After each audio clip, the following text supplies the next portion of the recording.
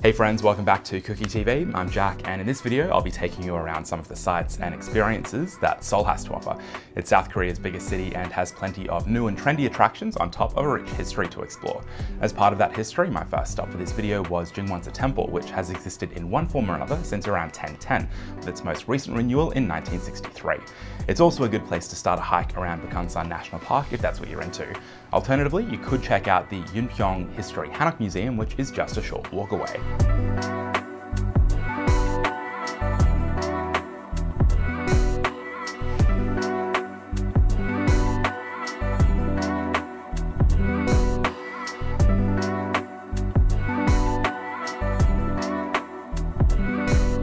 The other big historical tourist attraction is Gyeongbokgung Palace, which is far more central and a destination I think most tourists in Seoul will want to check out.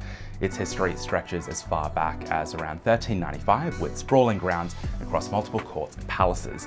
Both Jingwanza and Gyeongbokgung I found were a good chance to get away from big crowds, at least past the main palace at Gyeongbokgung. It also offers some great city skyline views behind the palace buildings.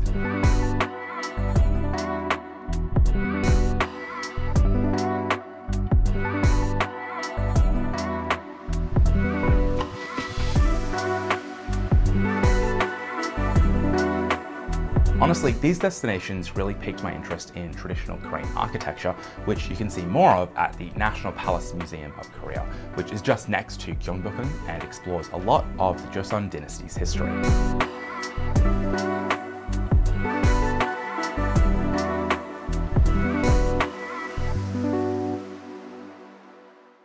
Now, Gangnam was always going to be part of this journey. After Gangnam Style was released in 2012, I feel like it was just subconsciously a destination you needed to visit, and that was probably true at the time. The truth is, for K-pop fans, much of the reason to come to Gangnam was that many of the K-pop companies were based here, but in recent years, they've moved away from this area. That said, if you're keen to go shopping in some of the biggest underground malls you'll find in Seoul, this is probably the best place to engage in some retail therapy. That includes the Coex Mall, which is just a few subway stations away, and has so many stores, including some that you might not expect. It's also home to cute locations like the Starfield Library, which are just perfect for updating Instagram, and of course is surrounded by cafes. The Seoul Aquarium is here too, which apparently has over 40,000 sea creatures and the largest number of sharks in Korea, and 6 areas that are all themed differently, providing plenty of variety. There's an undersea tunnel too, which gives you a great 360-degree view of the wildlife.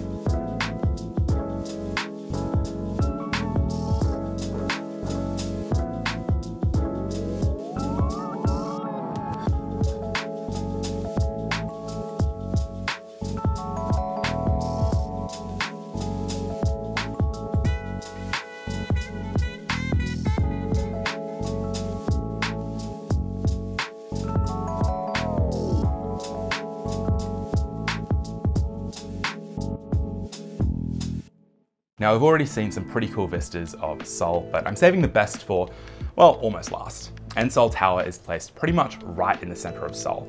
And if you time it just right, like I did, you can see the sunset on the millions that live and work here every day, and see the city light up and come alive in a new way. And Seoul Tower was originally built as a tower for TV and radio broadcasts, but that height of almost 480 meters above sea level makes for a great lookout too.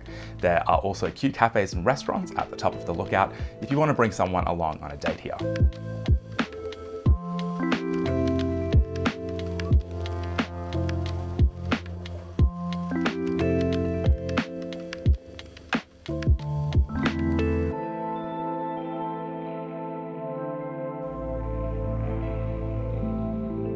But if after watching the sunset you wanted something a little bit more lively, you can head to Myeongdong Markets just a short bus trip away for a spread of traditional Korean food, from fish cake to tteokbokki, fried chicken, bulgogi, japchae, or anything else that catches your eye.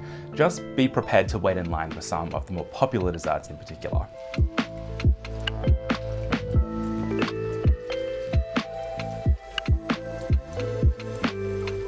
And that's what you can get up to in Seoul in just one day. And there are so many other unique experiences on offer in this bustling city too. If you missed our previous video on Busan, you can check it out at the link in the description, and subscribe to the channel for more on K-pop and K-culture.